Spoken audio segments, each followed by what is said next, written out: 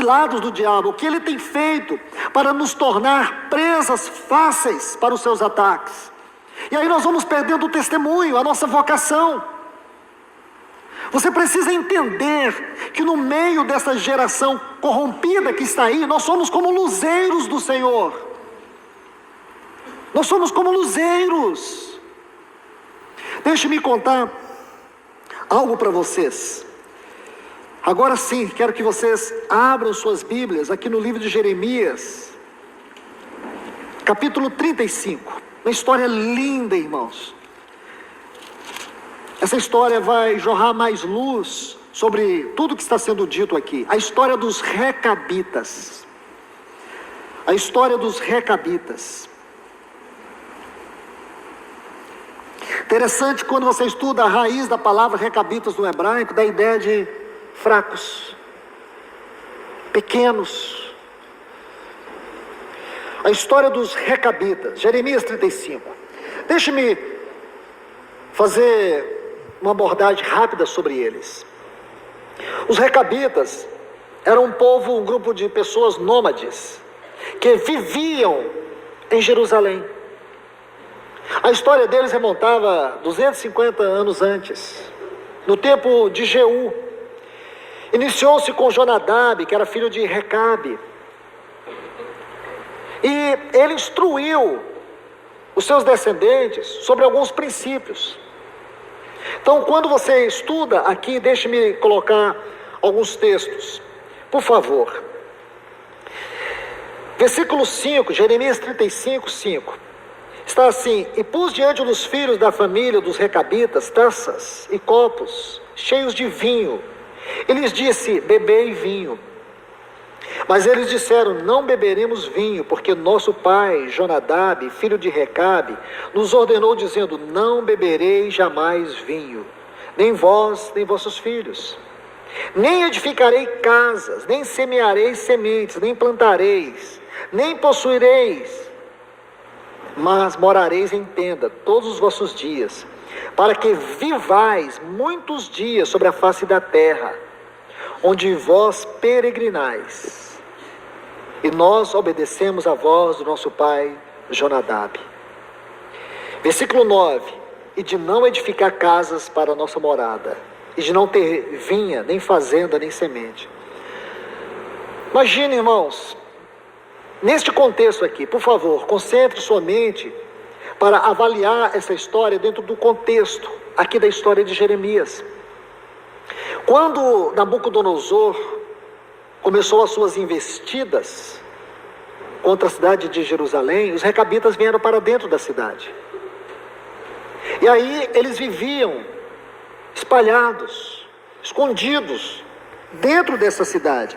Observe o versículo 11, que é um ponto muito importante também para extrairmos uma lição. Sucedeu, porém, que quando Nabucodonosor, rei da Babilônia, subiu à terra, dissemos: vinde e ocultemo-nos em Jerusalém. Frase linda, irmãos. Então os Recabitas, eles viviam ocultos dentro da cidade. Eles eram um povo que não se misturavam. Eles tinham um testemunho particular. A vida deles era uma vida baseada no relacionamento com Deus. Escute isso, irmãos. Podemos descrever assim, que aquele era um tempo de uma terrível apostasia. E Jerusalém estava debaixo do juízo do Senhor, juízo eminente. Por quê? Porque Jerusalém não recebia a mensagem de Deus. Podemos comparar Jerusalém no tempo de Jeremias com a degradação espiritual do nosso tempo, a apostasia. Agora veja que quadro lindo o Senhor nos dá aqui. No meio dessa degradação espiritual, no meio dessa apostasia, havia um grupo de pessoas que estavam ocultos ali dentro. Vê isso, irmãos? Havia um povo que estava oculto ali dentro. Aí o Senhor diz para Jeremias: toma os Recabitas, leve eles para dentro da minha casa. Essa é uma figura linda também. Por que não podia ser fora da casa do Senhor? Porque esta visão do templo Sempre tinha o aspecto sagrado, o aspecto do temor, o aspecto da reverência. Então eles entraram ali na recâmara. Aí Jeremias colocou vinho em vários copos e serviu eles. Eles disseram: não bebemos vinho, não bebemos. Vê se você consegue extrair a revelação do quadro aqui. Vinho tem uma tipologia que diz respeito à alegria, ao gozo deste mundo. Entende? Gozo. Como também é uma figura do sangue de Cristo. Então aqui nós precisamos entender que de maneira restrita a figura do vinho fala de gozo e de alegria. Sabe o que o Senhor está dizendo para nós, irmãos? Não havia alegria na sua casa. Por isso que eles não beberam aquele vinho, porque aquele vinho não representava uma alegria espiritual. O Senhor diz para eles, ou para nós, através da história deles, esta é a visão.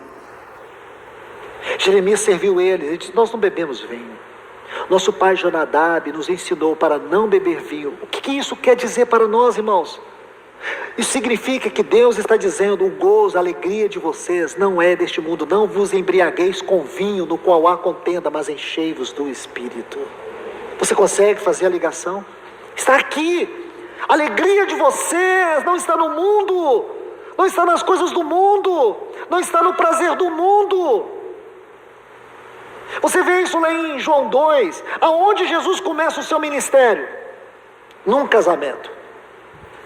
E também a consumação do seu ministério é um grande casamento. Cristo é a igreja, o Espírito é a noiva dizendo: vem. Agora por que, irmãos? Que linda lição. Aí você sabe que naquela história de Caná, o que acabou ali? O vinho. Mas graças a Deus, irmãos, que naquele casamento Jesus estava presente. Quantas vezes no nosso casamento o inimigo rouba a alegria? Você perde a alegria com a sua esposa, com o seu esposo, você perde a alegria na sua casa, e Satanás vai entulhando o seu coração com outras coisas, com tantas ocupações, com tantas diversões, com tantas distrações, mas você perdeu a alegria. Aí Satanás começa a mostrar outros caminhos, outras oportunidades. Aí você começa a se envolver com a internet, você começa a se envolver com outras pessoas. É isso que ele vai fazendo, isso é uma obra maligna. Meu irmão, minha irmã, se você está sendo atraído por essa sedução da serpente que enganou Eva, não deixe Satanás te enganar. Peça para Jesus: Senhor, vem para o meu casamento, Senhor. Traz de volta a alegria no meu casamento. Não é que você perdeu a alegria pela sua esposa, é que em algum momento da sua vida você perdeu Cristo. Porque a nossa alegria não é circunstância, nossa alegria é uma pessoa. Então quando você, ou se você tem perdido a alegria no seu casamento, veja que lugar Cristo ocupa nele. Isso poderá fazer a diferença para a vida ou para a morte, para a restauração ou para a destruição. Então aqui na história dos recabitas, é o mesmo contexto do vinho. Alegria. Espiritualmente significava que eles não deveriam buscar nenhuma outra forma de alegria, nenhuma forma de gozo externo, porque a vida deles era uma vida baseada na experiência com Deus. Eles não deveriam colocar os seus corações nas coisas deste mundo. Meus irmãos, será que nós precisamos expor muitos versículos do Novo Testamento que fortalece essa revelação do capítulo 35 aqui de Jeremias? Claro que não. Nós somos exortados por inúmeros textos a não amarmos o mundo, a não amarmos as coisas do mundo. Aqui está, irmãos, um pequeno grupo de nômades, isto é, vamos colocar a palavra certa, de peregrinos.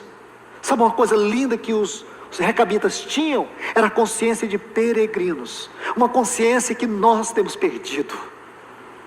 Nós estamos enraizados neste mundo, nós estamos tão presos neste mundo. O mundo tem se tornado um cárcere para você, meu irmão, minha irmã. Você não consegue sair, você não consegue expressar o Senhor. O testemunho do Senhor na sua vida tem sido invalidado por causa de um coração mundano, por causa de uma vida carnal. Você tem perdido o vigor, você tem perdido a consagração. Entende? Foi isso que aconteceu com Sansão. Agora que história linda temos aqui, irmãos. a história dos recabitas, a consciência de peregrino. O meu reino não é deste mundo eu não sou.